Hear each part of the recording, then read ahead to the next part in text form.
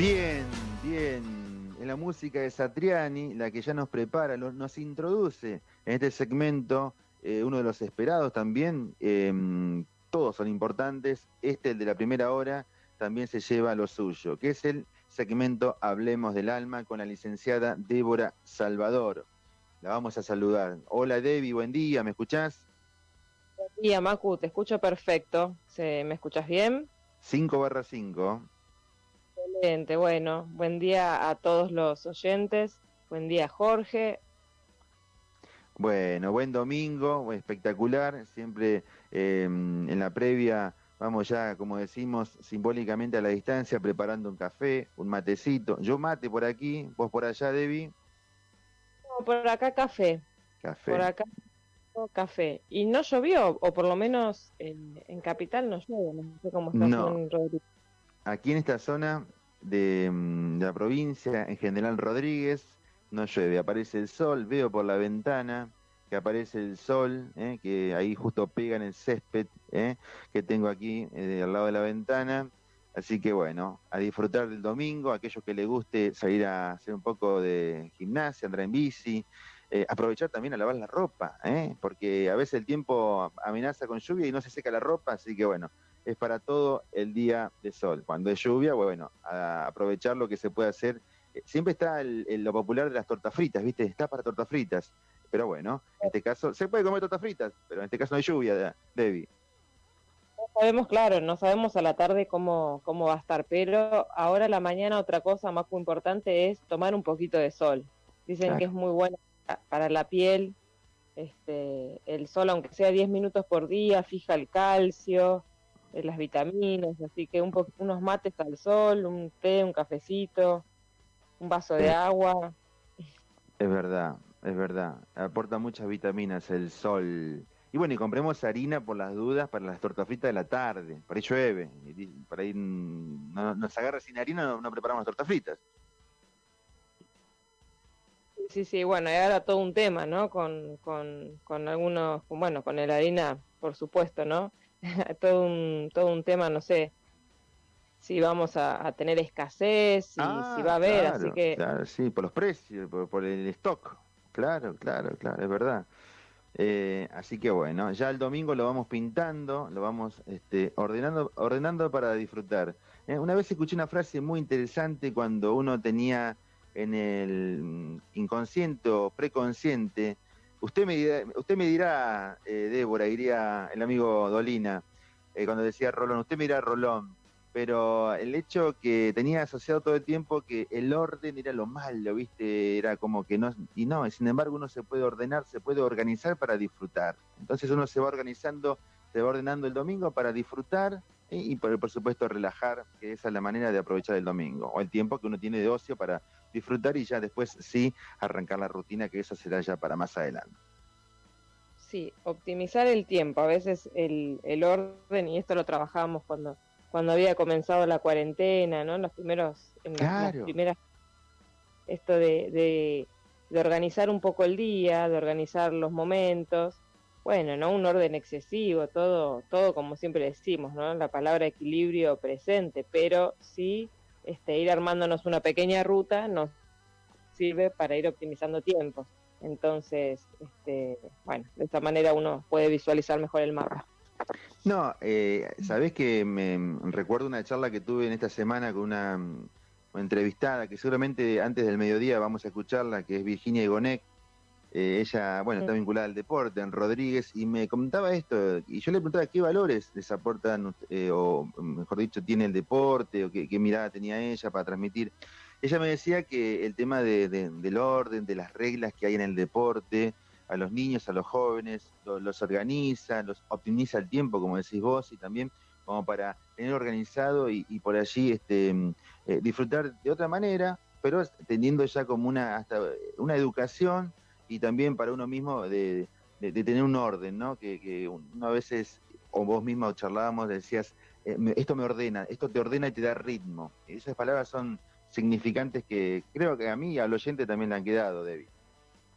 Sí, no solo no en relación a los horarios, sino también digamos, en lo que uno consume, digo, la Ujú. alimentación, por los nutrientes, las sustancias, ¿no? A veces en personas con adicciones es muy bueno fomentar el deporte, porque bueno, uno tiene que cuidarse, tiene que, si fuma, fumar menos o no fumar, bueno, tiene que trabajar un montón de cuestiones, no se puede emborrachar de lunes a lunes, ¿no? Claro. Porque el cuerpo necesita estar entero para poder rendir. Entonces, sí, el deporte siempre, en su justa medida, ¿no?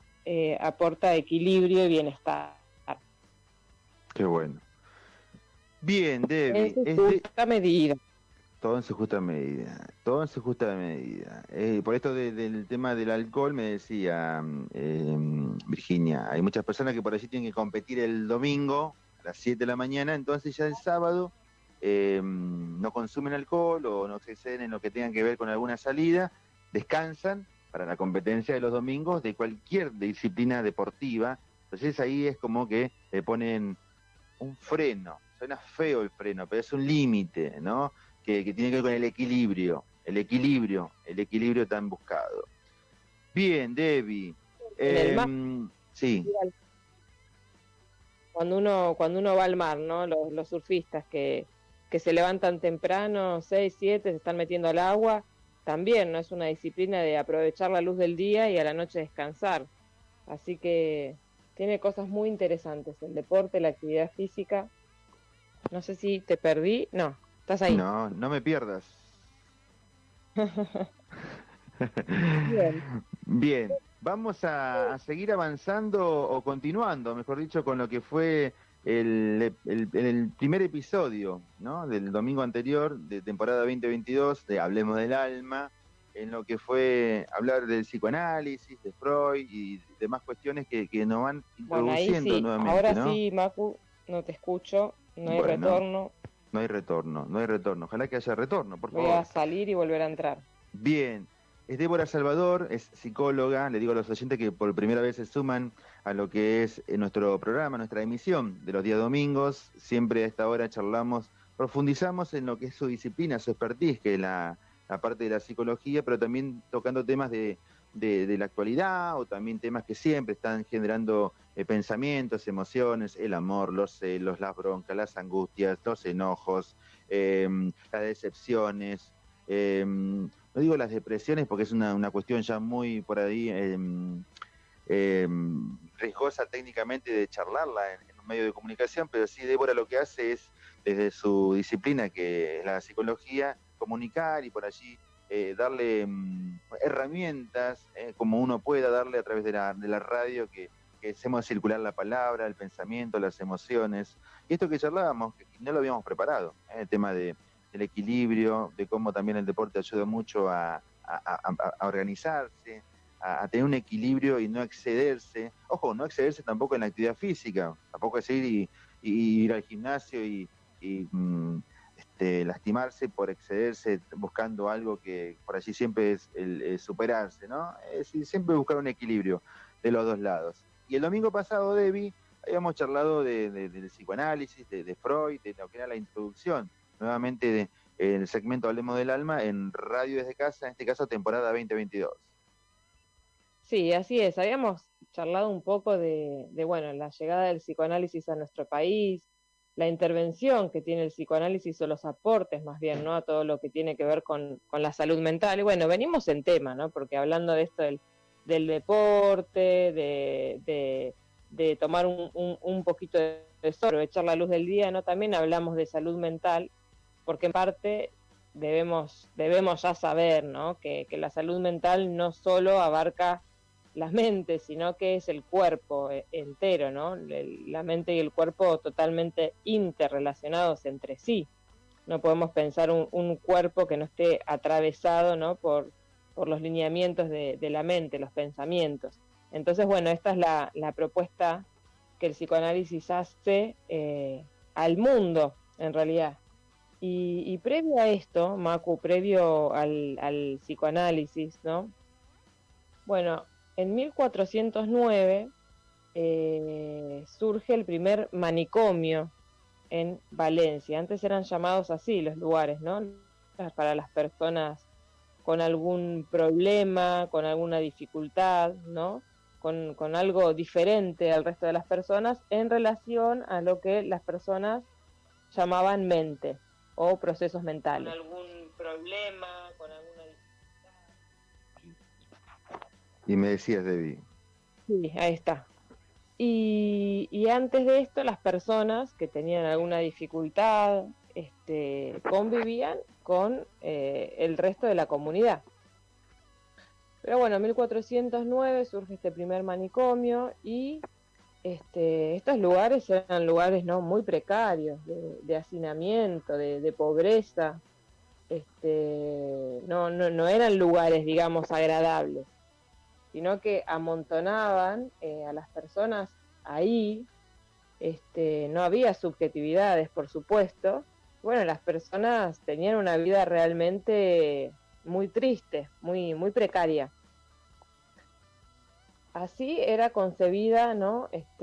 Así eran concebidas las enfermedades mentales. Ese era el lugar que la sociedad en el mundo tenía para darle a estas personas.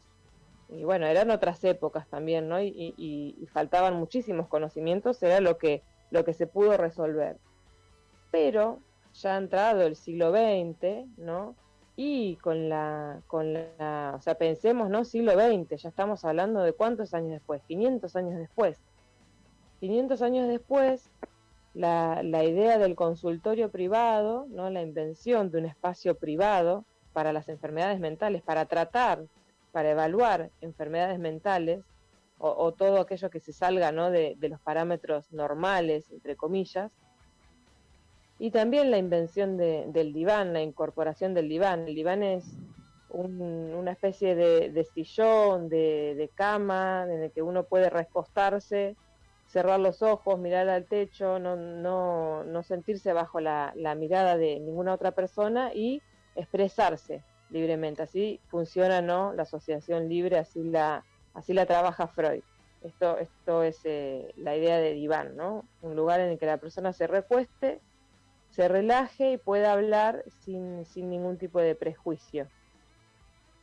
Y bueno, con la invención de estos espacios comienzan a ser posibles abordajes que de otra manera no tenían lugar, ¿no? El trabajo con pacientes psicóticos. Un paciente psicótico es un paciente que delira, ¿no?, en relación a algún tema, que tiene ideas persecutorias, ideas hipocondríacas y profundas, ¿no? Persecuciones de que lo van a matar, ideas de que lo pueden envenenar, ideas de que tiene algún tipo de enfermedad, o que es algún personaje histórico de otra época, ¿no? Estas ideas, estos delirios, al psicótico se le presentan en forma de certeza.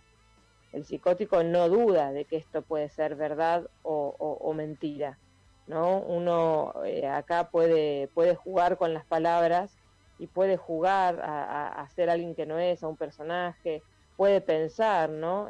Inclusive hay varias ramas o varias corrientes que trabajan con vidas pasadas y demás, pero eso siempre medido en un discurso en el que, bueno, uno no pierde el contacto con la realidad que está pisando. En el caso de los psicóticos, las personas no pueden registrar que lo que dicen puede tener algún punto, ¿no?, de irrealidad, sino que creen que lo que están haciendo, lo que dicen y lo que piensan es real y no hay lugar para la duda. El trabajo con estas personas, imaginémonos, ¿no?, un manicomio lleno de personas con delirio, llenos de personas con ideas firmes, con certezas, lo que deben haber sido esos lugares, hacinados, cada uno con su padecimiento, ¿no? Sin poder reflexionar entre sí y sin que haya personas saludables que puedan ayudarlos, que puedan guiarlos en ese discurso. Bueno, el psicoanálisis viene a romper con todo esto, con la incorporación de un consultorio privado, porque antes el consultorio se utilizaba para las enfermedades, ¿no?, del cuerpo. Uno tenía un dolor de estómago, un dolor de cabeza, ibas al médico y el médico te atendía. Ahora, cuando la dificultad estaba en lo que vos pensabas, no había un lugar creado para eso, no estaba pensado todavía. Bueno, y ese es el gran cambio, ¿no?, el gran aporte. El psicoanálisis empieza a trabajar con las fallas del discurso. ni más ni menos que eso, ¿no? Es una disciplina que empieza a trabajar con las fallas del discurso, con las fallas del discurso que después Freud descubre, ¿no? Producen efectos en el cuerpo, sintomatología en el cuerpo, sintomatología en el cuerpo que no responde a causas médicas, ¿no? Los médicos muchas veces, y en la actualidad esto pasa también, te dicen, bueno, anda al psicólogo, no hay nada acá, ¿no? Anda al psicólogo porque ya no sabemos qué hacer. Bueno, el cuerpo se queda sin respuestas, la medicina se queda sin respuestas. Y ahí aparece el psicoanalista, ¿no? El arte del psicoanálisis, de trabajar con el discurso, que pensemos lo importante que es el discurso y el lenguaje, que entrama un mundo entero, nombra un mundo entero. Y vamos a decir algo fácil, el mundo es mundo porque lo nombramos, ¿no? Porque podemos decir que es el mundo. Bueno, así con todo. Entonces, esta disciplina aporta una gran corriente de oxígeno a la salud mental, ¿no? La salud mental que puede ser entendida como lo opuesto a enfermedad mental, pero también, ¿no? Engloba políticas y abordajes. También es un concepto polémico por esto que decía, ¿no? Cuando uno habla de salud mental, uno debe referirse a todo el cuerpo, porque una enfermedad mental abarca todo el cuerpo, ¿no? Un psicótico no descansa bien, no se alimenta bien, a veces no se higieniza bien, ¿no? Entonces el cuerpo está totalmente comprometido, ni hablar, ¿no? De la psicosis, y esto ocurrió mucho en época de posguerra, de las personas que se amputaban algunas partes del cuerpo, ¿no? Inclusive el miembro fantasma, personas que habían perdido algún miembro, algún brazo, una pierna, ¿no? Y alucinaban que la tenían, que esa pierna seguía ahí. Imaginemos, ¿no? La importancia y lo que quiere decir cuando hablamos de que el cuerpo es simbólico, de que el registro de nuestro cuerpo es simbólico, es mental, ¿no? Movemos nuestro brazo porque mentalmente lo tengo incorporado mi esquema. Y bueno, de esta manera también podemos pensar en las enfermedades como la bulimia, la anorexia. Yo creo, Macu, que te perdí, pero bueno, voy a seguir desarrollando un poquito más y después salgo y vuelvo a entrar para que podamos intercambiar. Pero bueno, así que esto hablando de salud mental y lo que ocurre, y acá voy a buscar el dato preciso para decirles bien el año, ¿no? Empieza a escucharse el concepto de higiene mental. A ver, ¿dónde tengo el año en el que esto surge? Es en 1940 y algo, bueno, después de la Segunda Guerra Mundial, o era acá, previo a la Segunda Guerra Mundial, a principios del siglo XX, ¿no? Se empieza a surgir este concepto de higiene mental, del cual después, ¿no? Del cual después surge el concepto de salud mental. Primero se habla de higiene mental. Y este concepto, bueno, como decía, surge a principios del siglo XX en Estados Unidos. Y lo que se buscaba, lo que predicaba la higiene mental era un cambio en relación a las terapias de los hospitales, ¿no? Y de los enfermos internados en estos lugares, más conocidos en su momento como manicomios, ¿no? Se empieza a enfatizar la necesidad de la prevención, esto de que las enfermedades mentales deben prevenirse. Se oponía, ¿no? Este concepto, por supuesto, a la alienación, al monopolio de las respuestas que daban la psiquiatría, ¿no? Y sus instituciones, como ya dijimos, manicomios. Y esta corriente, muy interesante este dato, yo lo estoy leyendo de un artículo que se encuentra en la revista Topía. Después voy a pasar bien el dato porque es una revista muy interesante que habla de sociedad, de actualidad, psicoanálisis y propone cosas, la verdad, que nos informan mucho, nos dibujan mucho la situación y bueno, merece el tiempo de leerlo. Esta corriente la inaugura un ex paciente, Clifford Beers, ¿no? Una mente que se encuentra a sí misma. Él escribe esa autobiografía también muy interesante para poder leerla, ¿no? Un texto clave. Y de esta manera, él, siendo un ex paciente, ¿no? que habla de su propio proceso, empieza a hablar de lo mal que se vive en un manicomio, de del lugar de la psiquiatría en ese momento, ¿no? Y empieza a generar esta organización y este movimiento de higiene mental. En 1930 se organiza el primer congreso de higiene mental en Washington y en 1937 el segundo en París. Todo esto lo estoy leyendo, después les voy a pasar el dato de manera prolija. Bueno, esto es como, ¿no?, los antecedentes. Después de la Segunda Guerra Mundial, ¿no?, y con el afianzamiento del llamado estado de bienestar, empieza el higienismo empieza con esta propuesta de la instalación del campo de la salud mental, ¿no? Realmente muy necesario, más si pensamos en esa época, todo el dolor que había entre las personas, los combatientes, ¿no?, las familias, realmente un momento clave y en el que, bueno, es muy necesario que se empiece a desarrollar esto, ¿no?, un campo dedicado a la salud mental, que tenga sus propias políticas de salud mental. Y ahí este es el salto importante de la psiquiatría hacia la salud mental, y bueno, en todo esto Freud haciendo investigaciones, ¿no? Él escribe su texto Neurosis de guerra, ¿no? Freud trabajó mucho con excombatientes de la guerra, con toda la sintomatología que ellos desarrollaban. Y ahora sí, Macu, voy a salir y volver a entrar. ¿Me escuchás? Ahí estás, te escucho. Yo te estaba escuchando con atención, Debbie, Yo te estaba escuchando con atención, como todos los oyentes, no quise ni amagar para pisar, y muy bien lo que venías describiendo, porque me das pie en lo que decís de que Freud charló mucho con excombatientes y me trae a lo que fueron los combatientes, nuestros combatientes de las Islas Malvinas, ¿no? Están también, no sé si alejados o, mejor dicho, no incorporados a la sociedad tan rápido cuando regresaron de Malvinas. Hubo también una cuestión allí de trabajar mucho, lamentablemente muchos llegaron a casos extremos en la cuestión mental, de estar en una guerra. Yo no voy a dar el nombre, pero trabajé mucho tiempo con un veterano de guerra, compartíamos el mismo espacio, que yo a veces cuando charlábamos, uno de curioso, le decía, ¿te molesta que te siga preguntando de este tema? Como que no quería que tenga un costo emocional para él preguntarle cómo era, visto uno de curioso, no quería invadir su historia, no un costo emocional de que él no quisiera ni recordar, ¿no? Así que muy interesante, Debbie, muy interesante lo que traes. El psicoanálisis ha trabajado muchísimo acá en Argentina con los veteranos.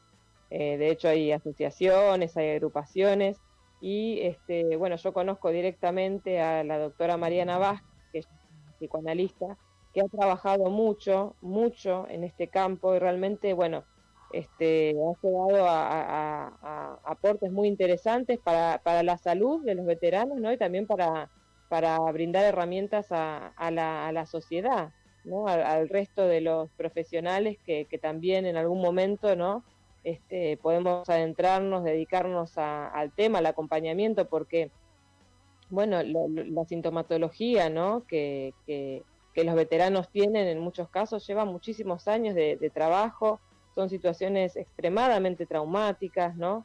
Así que es todo un trabajo especial el que se hace con ellos, y bueno, de esta manera, ¿no?, también la importancia, o pensar la importancia del psicoanálisis en nuestro país, digo, en el mundo, porque esto es lo que tiene acá, digamos, todas las leyes de salud mental y todo lo que es salud mental pública, se trabaja desde el psicoanálisis, ¿no? Lejos de lo que muchas veces se dice, que el psicoanálisis es elitista, que trabaja con... el psicoanálisis realmente es un acto revolucionario para todos, porque trabaja de lleno con el discurso, con las fallas del discurso. Entonces desde ahí cuestiona la subjetividad, cuestiona todo, y eso es lo que también le permite trabajar con todo, ¿no? El hecho de que exista esta posibilidad de cuestionarnos. Realmente hemos comprobado ya que bueno, las certezas absolutas no nos conducen a nada, más que a enfrascarnos, a encerrarnos, ¿no?, en ideas que con el tiempo quedan obsoletas. El psicoanálisis jamás se encierra, siempre trabaja, ¿no?, con esta ansia, como dice Lacan, que son estos huecos que hay entre palabra y palabra. Entonces, de esa manera se va infiltrando y se va metiendo en la sociedad y trabajando con todo, con lo que aparece, actualizándose, ¿no? Constantemente, porque como decimos, trabaja con el discurso, trabaja con el discurso actual de cada época, entonces no hay manera que el psicoanálisis se vuelva algo, ¿no? Obsoleto, antiguo, que trabaja con el discurso actual, con el discurso de la época. Qué Entonces, interesante, porque lo que trabaja el psicoanálisis son con las historias de cada uno de los sujetos y los oyentes de radio, porque uno no deja de ser oyente de radio, escuchamos las charlas, historias, que también nos pone como oyentes. Y en el campo del psicoanálisis, el profesional, en este caso como Débora, que es psicóloga, pone atención en el discurso del paciente, del sujeto, porque somos sujetos de palabras, de deseo, y está como escucha, obviamente dando herramientas, acompañando a cada sujeto. En este caso, como nos comentó, nos relató, nos describió recién Débora, es cómo surge, cómo fue la creación de aquellos lugares para encerrar a la gente, vamos a decirlo, que Michel Foucault también decía, para describir un poco cómo se creaban esos lugares para normalizarlos, ¿no? Hablaba de las normas, Foucault, que él decía lo de las instituciones, ¿no? En este caso también los lugares para las personas que tenían problemas de salud mental, pero luego el psicoanálisis empezó a trabajar desde otro lugar, y en este caso también más con este contexto que hablamos de guerra, justo también en este año que se cumplen 40 años de la gesta de Malvinas para nuestros veteranos. Ahí Débora nos comenta que trabaja muchísimo el psicoanálisis en Argentina con los veteranos de guerra de Malvinas. Así que bueno, Debbie, muy interesante. Yo creo que esto, por supuesto, es para ampliarlo en otros programas, para seguir avanzando, charlando. Así que bueno, me da muchas ideas, pero no quiero dejar de darle un cierre a lo de hoy, a este momento, para ya, por supuesto, también no sé si te quedó algo más para contar en algunas líneas. sí, bueno, no, en nuestro país 1957 fue un año clave que se crea el primer Instituto Nacional de Salud Mental que reemplaza la dirección de los establecimientos neuropsiquiátricos y a la dirección de higiene mental, ¿no? Que quedan ya antiguos. Pero bueno, después esto lo seguimos ampliando. Uh-huh. El dato de la revista, que digo que de aquí saqué muchos de los datos que compartí. La revista Estopía se puede encontrar digitalmente, es un sitio de psicoanálisis, sociedad y cultura. Y este artículo que leí es de Alejandro Weiner. Alejandro Weiner. Sí, es un texto, una versión corregida de una exposición que se hizo en una jornada en Rosario, en la ciudad de Rosario en el 2014. Pero bueno, siempre estas cuestiones no son muy interesantes y pensar en el psicoanálisis también, porque para cerrar, ¿no? Las enfermedades a veces que digamos interfieren en el cuerpo, ¿no? Una enfermedad orgánica, siempre tiene como, ¿cómo podemos decir? Un cierto privilegio frente al que padece una enfermedad mental, ¿no? Parece que la enfermedad del cuerpo está justificada, no está mal vista. Y todavía en el año en el que estamos, ¿no? 2022, a veces las enfermedades mentales en muchas ocasiones siguen siendo mal vistas, ¿no? Esto es interesante pensarlo porque la persona que padece una enfermedad mental nos está mostrando la falla que hay en el lenguaje, la falla del discurso, ¿no? Y muchas veces esto nos hiere, ¿no? En el narcisismo a cada uno, porque uno dice, bueno, el cuerpo no lo controlamos, pero que haya una falla en el discurso a veces se vuelve intolerable para algunas personas, ¿no? Y es importante empezar a pensar y empezar a admitirnos todos que sí, las fallas en el discurso están y que todos en algún punto fallamos, ¿no? Por supuesto y por suerte que eso nos diferencia por lo menos hasta ahora, de las máquinas y las computadoras. Así Quien que, lo bueno. dice es Débora Salvador, aquí en FM Roteco 91.9 MHz, en este día domingo 6 de marzo del 2022, y de esta manera, sí, Debbie, ya le vamos poniendo el punto final a la jornada de hoy, que por supuesto da para más episodios, más capítulos de esta gran cuestión que es la de psicoanálisis. No quiero dejar de mencionar, Debbie, me vas a corregir, si en la plataforma Netflix hay una serie de Freud, ¿puede ser? La verdad yo no la vi porque Pero está. está, pero la serie Bien. tiene muchas graciosas que no son reales, se puede ver, pero Ujú, recomiendo también seguirá estando una serie que se llama El Alienista, que bueno, fueron los primeros psicólogos antes de que exista un lugar para la psicología y la salud mental. ujú. eh, Dakota, no me acuerdo el apellido, pero es una serie que está muy buena de época y que muestra, bueno, el lugar de los enfermos mentales y también el lugar de quienes querían trabajar, ¿no?, con estas patologías, que eran los llamados alienistas, el psicólogo antiguo, así que eso también está muy buena. Y después otra película que pueden encontrar, porque vos el domingo pasado me pediste y yo Ujú. hoy he ido con la tarea, tenemos que hablar de Kevin. Es una película que la encuentran en Amazon Prime, y también es una película interesante que toca, ¿no?, algunas de estas temáticas y estos conflictos que tienen que ver con la salud mental. Impresionante, enorme aporte, como siempre, de la licenciada Débora Salvador aquí en Radio desde Casa por Roteco.